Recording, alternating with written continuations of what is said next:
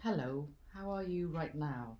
Not just the casual throwaway line of how are you, but actually how do you feel in your body, in your sense of what your thinking is like?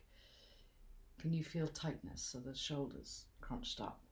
Is there that sense of constriction in the chest or a tightness in the jaw where we hold a lot of tension? Even your tongue just being quite hard in your mouth so that just even relaxing the tongue in your mouth can feel a sort of release, because this is how we are. Maybe our toes are clenched, our any and every part of our body where the tension goes, the tension of the situation in which we find ourselves. So I want to take a line of the great existential psychologist Viktor Frankl, Holocaust survivor, extraordinary man. This line where he said, when we find ourselves in a situation that we are unable to change, we are challenged to change ourselves, and to apply this to our most core survival response: fight, flight, or freeze. To break it down a little bit into the three parts of that, because whilst it serves us very well when we're in a situation where we actually do need to fight or flee or freeze, that's quite often not going to be very helpful right now when we often are cooped up.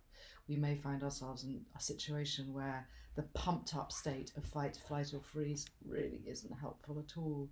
And it creates a restlessness, it creates an anger where we want to scream and shout at people. And it's that physical tightness that does make you want to fight or fly or indeed, in some cases, freeze.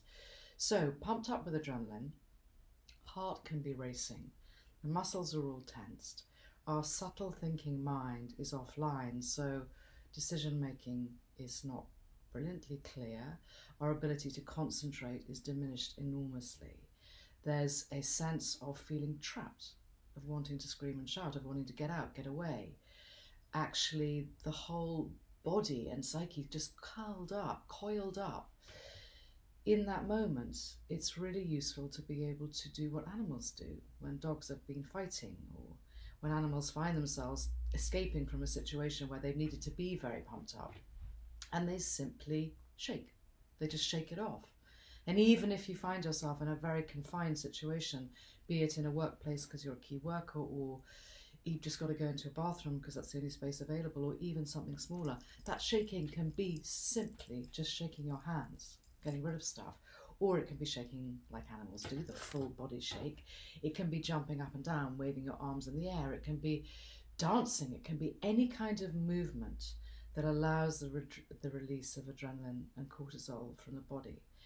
And when you've done that, and you've done it in, it might be running on the spot, when you've done it in a really full on way that's allowed a sense of release, just to stop, to pause, to be still, and to notice your breath, to notice the breath as it begins to settle, to notice the heartbeat, your heart rate, as that begins to drop off as well. Everything just becoming more at ease again. And so to the third part of that, which also we can shake our way out of.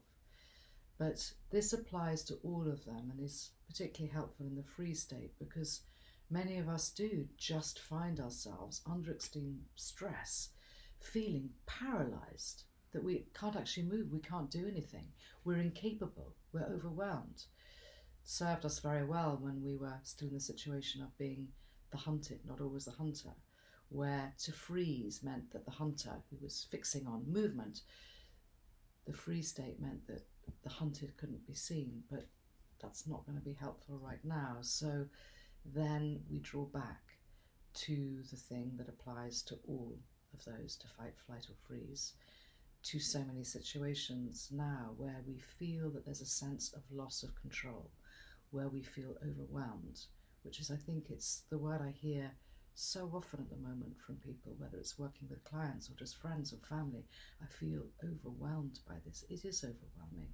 So dropping back to our greatest ally, our ever-present friend of the breath, and just that, as the breath comes in, maybe releasing with that big sighing sound, just the letting go of it, the that then allows, whether your hands are on your stomach, if that feels comfortable, or on your chest, or just even gently in this time of not being able to hug people or hold people, on the shoulders here, anywhere that allows a sense of ease, to then just let the breath slide in and slide out and in and out, until the message begins to go from the body, from the lungs, to the mind-body connection, that it's okay, that right now, this moment now is okay. We can be at ease. And that great ally of ours, the breath, is always there, always available, just the in and the out of it. So the in and the out of it until next time.